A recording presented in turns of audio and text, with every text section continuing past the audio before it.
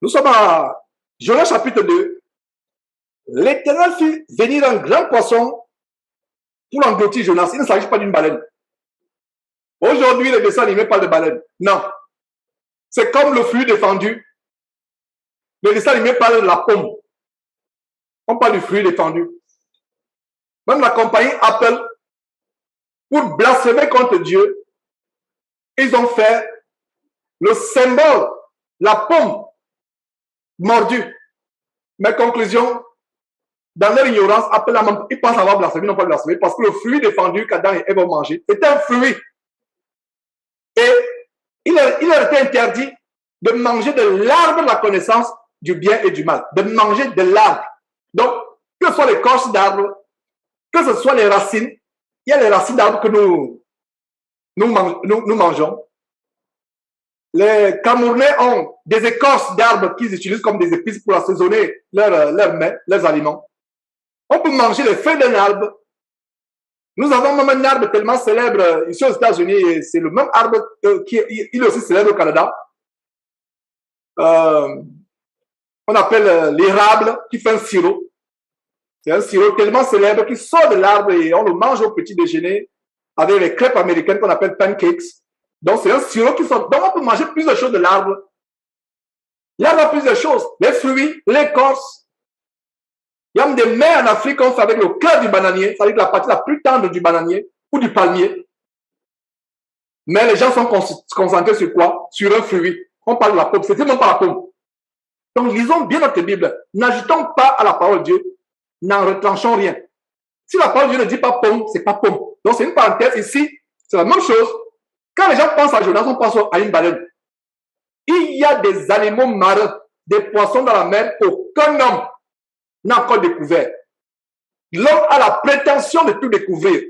Ici, à Houston, nous avons une mer, un océan. Dans la ville qui borde l'océan, Galveston, qui est à quelques kilomètres de Houston, un pêcheur a pêché un crocodile noir dans la mer. Incroyable. Un crocodile noir. Et ça fait les news. On en a parlé à la télévision. Une espèce jamais vue. Un crocodile tout noir qui a été pêché par un pêcheur. J'ai vu la photo du crocodile. Tout noir, noir. Crocodile, même crocodile marin. C'est la première fois qu'on voit ce crocodile. C'est pour ça que ça fait les news. L'homme, dans sa prétention débridée, pense qu'il connaît tout ce que Dieu a créé. Non. L'homme, l'être humain n'a même pas encore découvert, malgré les prouesses du soi-disant docteur Cousteau. Je ne sais pas s'il est bien prononcé. L'homme qui explorait, soi-disant, tous les océans, les fonds marins. Il y a même une statuette qu'on a faite quelque part au fond d'une mer, la statue du docteur Cousteau. Et cela me semble comme étant un rite magique, comme quelque chose de magique, d'initiatique. Parce que cet homme n'était pas un homme simple. C'était un homme qui est dans les mystères.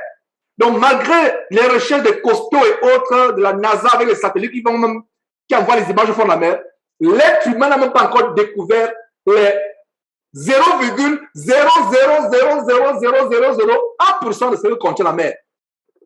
Les scientifiques ont la prétention de tout savoir dans l'univers. Il y a les animaux dans la forêt qu'on n'a pas encore découvert. L'homme n'a même pas encore découvert les 1,1%. Dernièrement, j'enseignais sur l'histoire de Jésus, la révélation de Jésus, à savoir qu'il y a un ver en enfer qui ne meurt point. Les flammes de l'enfer sont tellement incandescentes et il n'y a rien sur terre qui brûle, qui peut atteindre le degré d'incandescence, le degré de chaleur comme une seule flamme. Même les larves du volcan, comparées aux flammes de l'enfer, les larves du volcan, c'est comme la climatisation. Je reprends. Les larves d'un volcan en ébullition, comme le volcan de Nyiragongo qui faisait sortir les larves il y a quelques mois. Les larves d'un volcan, comparées aux flammes de l'enfer, c'est comme la climatisation. Mais la Bible parle d'un ver qui ne meurt point dans ces flammes de feu. Et qu'est-ce qu'on a découvert? Les scientifiques finalement ont découvert que à l'intérieur des volcans, dans les larves, il y a aussi un verre. Je vous assure, mes frères et sœurs, si moi, votre frère Georges, j'avais les universités, des institutions universitaires, le seul livre serait quoi? La Bible que j'ai entre mes mains. Si les hommes de cette terre craignaient Dieu, adoraient Dieu comme vous et moi, le seul livre qu'on enseignerait dans cette université, serait la parole de Dieu. Alors, pourquoi j'ai ouvert cette parenthèse? L'Éternel fit venir un grand poisson, point. On ne vous dit pas si c'est la baleine, ou si c'est le dauphin, ou si c'est un requin. C'est un grand poisson pour engloutir Jonas. Et Jonas fut dans le ventre du poisson 3 jours et 3 nuits. Les eaux m'ont couvert jusqu'à m'ôter la vie. L'abîme m'a environné. Les roseaux ont entouré ma tête. Je suis descendu jusqu'aux racines des montagnes. Les bas de la terre m'enfermèrent pour toujours. Donc, Jonas sait qu'il ne peut plus sortir de là. Il sait que c'est fini. Mais il prie Dieu, c'est pour ça qu'il rend grâce à Dieu. Il sait que Dieu l'a délivré. Et il y a un détail ici. Je parlais du général, je ne sais pas comment on l'appelle, docteur Cousteau. Au fond de la mer, il y a les endroits où les racines ont leur montagne. Le mont Kilimanjaro, le mont Everest, le mont Cameroun. Il y a les endroits où, au fond de la mer, ils ont leurs racines. Voilà la révélation. Lisez abondamment la parole de Dieu, vous serez intelligent. La science ne peut pas comprendre ce qu'il vient de vous lire. Aucun scientifique ne peut comprendre ce qu'il vient de lire. Quelque part, au fond des mers, les montagnes qui sont tellement grandes ont leurs racines. Aucun homme n'est encore allé là-bas. Quel genre de poisson peut vivre là-bas? Quel genre de poisson? Donc, vous qui aimez les documentaires ne vont pas vous rassasier. Il n'y a que Dieu qui peut vous ouvrir les yeux, si c'est possible, si c'est sa volonté d'ailleurs, pour vous montrer les mystères de ce monde. Les mystères de ce monde. Les enfants ont un inventeur qui suit ça, leur professeur qui fait des séminaires. Ils suivent ça dans le cadre, cela est imposé. Tous les mercredis soirs, ils doivent suivre cet homme. Et de temps en temps, je suis avec eux. Le premier jour, ils étaient émerveillés par cet homme quand ils ont commencé ce programme. Et ça fait partie de leur curriculum. Et la bonne nouvelle, c'est que ils sont boursiers par cet institut. Alors, les études sont payées par cet institut. Alors, quand vous payez les études, il faut suivre chaque mercredi soir une conférence. Chaque mercredi soir, vous devez suivre une conférence. Ils étaient épatés par cet homme, un inventeur. Il a inventé beaucoup de choses et c'est quelqu'un qui a inventé beaucoup de choses dans le domaine de l'automobile à travers le monde jusqu'à ce que l'industrie automobile allemande et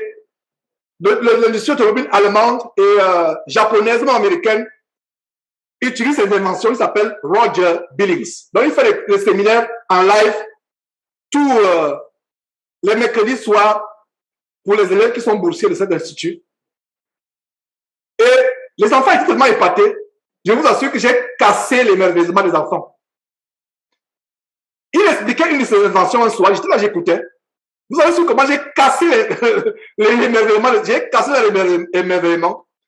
Il expliquait la lumière, le feu, comment il agence ces choses, etc.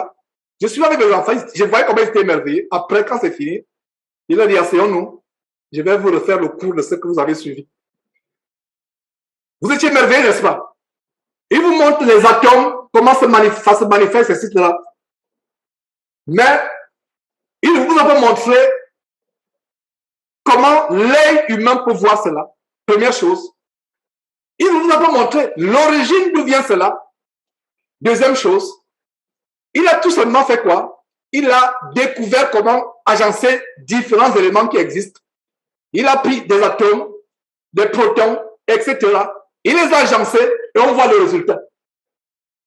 Mais est-ce qu'il a vu l'origine de ces choses, d'où ces choses viennent? Est-ce qu'il a vu leur manifestation dans le domaine spirituel? Je vous assure que Ce soir-là, Dieu a mis dans ma bouche des paroles telles que les enfants ont commencé à comprendre. Et les enfants ont eu intérêt, pas plus, ils n'avaient plus l'intérêt sur ce qui était visible. Ils avaient l'intérêt sur ce qui était invisible. Ils ont compris, à travers mes explications, qu'ils avaient encore faim et soif de connaître la source. Parce que, afin de connaître ce qui est en amont et ce qui est en aval, les scientifiques comme ce monsieur, un érudit, célèbre internationalement, je ne doute pas qu'il soit intelligent, mais j'ai réussi à convaincre les enfants en disant que cet homme n'a pris que les éléments de la nature, il les a observés, il les a agencés, il a fait des tests en laboratoire, il a agencé ce que Dieu a créé, mais il ne voit pas la source de l'énergie. Et ce jour-là, qu'est-ce qu'il a fait? Il a fait une expérience qui a émerveillé, et il a connecté les choses et de l'électricité a jailli. Et j'ai demandé aux enfants, est-ce que ce monsieur vous a expliqué la source de l'électricité? Quelle est l'origine de l'énergie? Est-ce qu'on peut voir cette énergie? Vous serez intéressé à voir les applications visibles, matérielles de cela, ou vous serez plutôt intéressé à voir la source. Tous de manière unanime ont dit, nous sommes intéressés à la source. Voilà comment j'ai cassé l'émerveillement depuis ce jour-là. Et il y a d'autres exemples. Mes frères et sœurs, c'est la même chose ici. Donc, nous qui, comme moi, par exemple, j'aime bien suivre les documentaires. Donc, ça me permet aussi de confronter avec la parole de Dieu. Et quand je suis les documentaires, je suis toujours sur ma faim. Et il n'y a que la Bible qui rassasie cette faim. Parce qu'avec la Bible, vous voyez pas à l'apparence. Les scientifiques, les inventeurs, les érudits dans ce monde comme ce Roger Billings, c'est le superficiel. Or, donc j'ai réussi à convaincre les enfants en disant que si monsieur est sur le domaine du superficiel comme tous les scientifiques, or, nous chrétiens avec la parole de Dieu, avec l'Esprit de Dieu, nous allons au cœur de l'origine des choses. Au cœur de l'origine des choses. Et je souris parce que, conclusion, et vous devez aussi sourire avec moi, être dans la joie. La sagesse et l'intelligence que nous avons avec cette parole n'a rien à voir avec la sagesse de ce monde. C'est pour ça que l'apôtre Paul pouvait dire, la sagesse de Dieu est une folie pour les hommes. Et il est évident que la sagesse des hommes est une folie pour Dieu.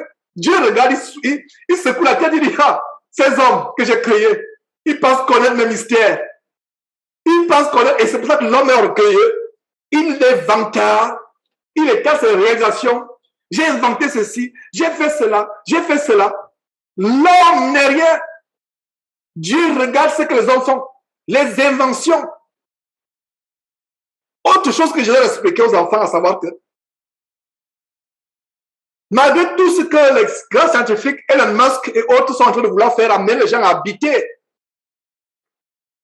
au ciel. Quand on dit au ciel, quand on dit le cieux, il y a les degrés de cieux. Je ne parle pas du ciel où Dieu réside. Parce que quand on dit, il y a une compréhension du ciel, c'est tout espace au-dessus de la terre. Donc, je parle des cieux atmosphériques.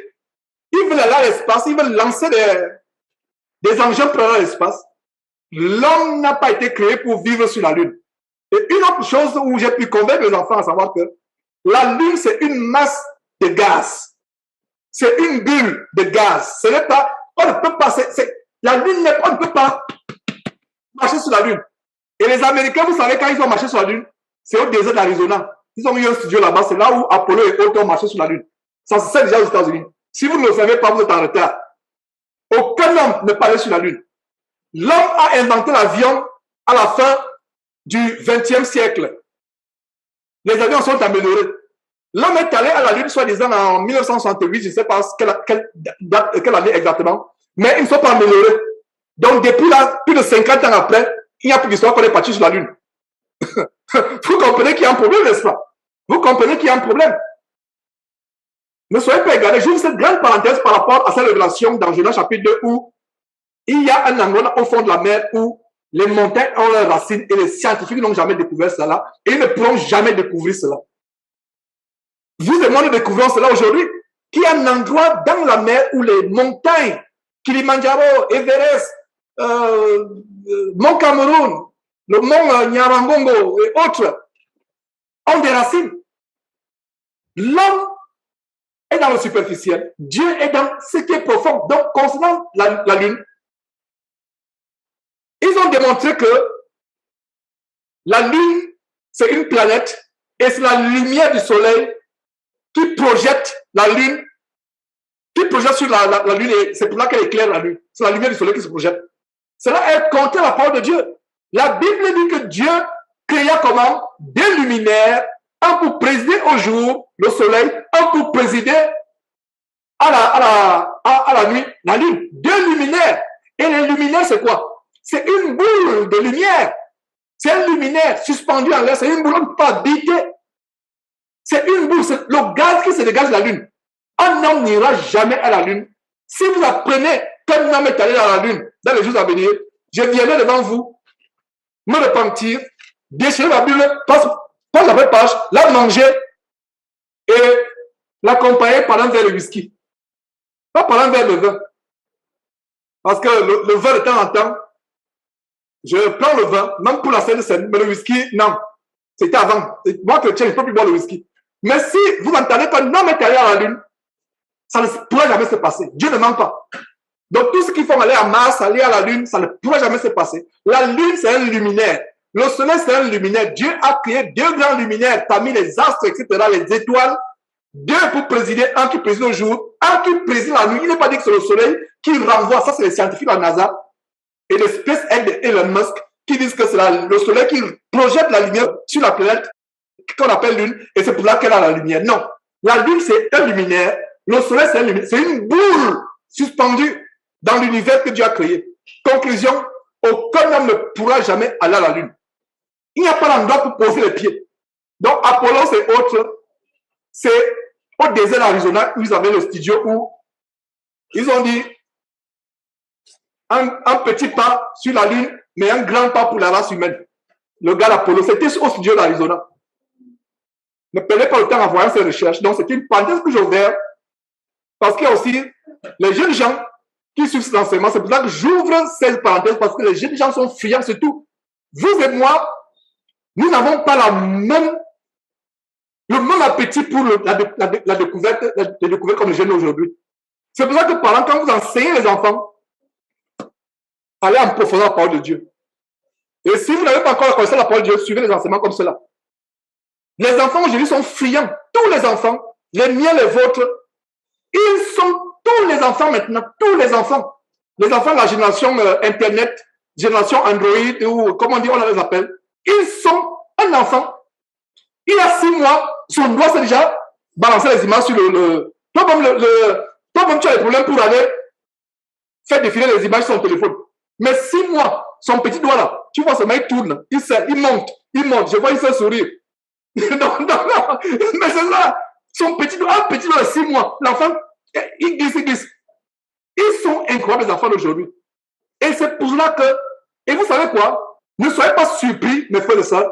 Nos enfants là sont visés par ça pour devenir athées. Parce que quand un enfant a la connaissance, c'est pour ça que disaient les enfants dernièrement, avoir 20 sur 20 ne m'épate pas. Être des grands, ça ne m'épate pas. J'ai eu une réunion avec eux sévère il y a quelques jours. Je leur ai dit, ça ne m'épate pas. Vous savez ce qui m'épate? Craindre Dieu. Être transformé, changer, devenir chrétien et craindre Dieu. Ok, vos études, vous allez vous occuper de vos familles plus tard, etc. Par la foi, avec études et sans études, Dieu va vous bénir. Maintenant, non, fait notre part. Il ne faut pas que quelqu'un dise plus tard, c'est parce que papa était prédicateur, c'est pour là qu'il nous a empêché d'aller à l'école. Non, tu choisis. Choisis ce que tu veux. Et le diable est en train de vouloir utiliser la technologie aujourd'hui. Vous et moi, quand on était petits, le niveau de la technologie est arrivé. On ne peut pas imaginer, même dans les rêves quand on était enfant, qu'on vivrait aujourd'hui, faire une réunion Zoom. Je suis à Houston, vous êtes à travers le monde. Qui aurait cru? Même dans le rêve, je n'aurais pas rêvé quand j'avais 10 ans qu'une réunion aurait lieu. Et qu'en serait-il dans 20 ans, dans 50 ans, si Jésus ne revient pas que temps? C'est pour cela que, si on ne fait pas attention, nos enfants, à cause de la science, de leurs études peuvent devenir des athées. Peuvent devenir des athées. Parce que nous faisons notre part. Même nous qui scolarisons nos enfants à la maison, si tu n'envoies pas les enfants à l'école, tu peux avoir des problèmes. Si l'enfant n'a pas encore 18 ans, la police peut venir pour dire qu'ok, on a appris que vous scolarisez les enfants à la maison. Donnez-nous la preuve de leur bulletin, de leur programme. C'est pour cela qu'on est affilié à cet institut dont je vous ai parlé. On fait notre part. C'est comme l'hôpital. Moi, par exemple, j'ai dit à Confort que si tu es malade un jour, je ne m'en vais pas à l'hôpital.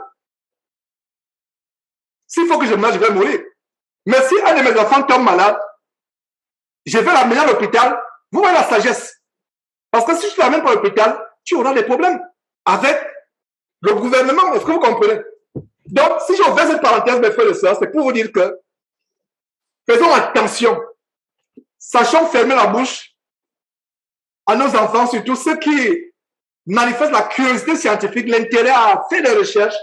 Et généralement, tous les enfants, c'est pareil, de plus en plus. Sans exception. Le bébé avec une tablette. Il y a des choses que vous ne découvrez pas. Il y a des fois, vous avez utilisé votre ordinateur pendant 5 ans, 10 ans. Quand il vient avec ses mains innocentes, il touche l'ordinateur, il y a des fonctions qui apparaissent. Des pages qui sont bloquées, des choses qui apparaissent que vous n'avez jamais vues sur l'ordinateur. Mes frères et sœurs. Donc, faisons attention, c'était une parenthèse par rapport à nos enfants. Allons maintenant dans l'enseignement. Revenons. Donc, Genèse. Puis, qu'est-ce qui nous a fait ouvrir cette grande parenthèse? C'est l'histoire que, la révélation qu'il y a un endroit dans la mer où les montagnes ont leurs racines. Quelle révélation, mes frères et sœurs? Quelle révélation, un endroit où les montagnes ont leurs racines. Alors, continuons avec la prière de Jonas.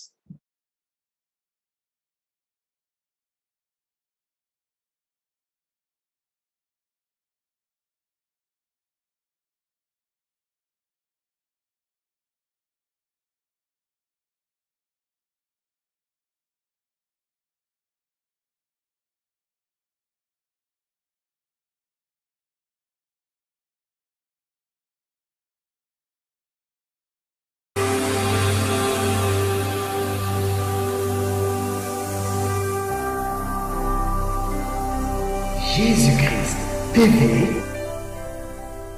vous connaîtrez la vérité et la vérité vous affranchira.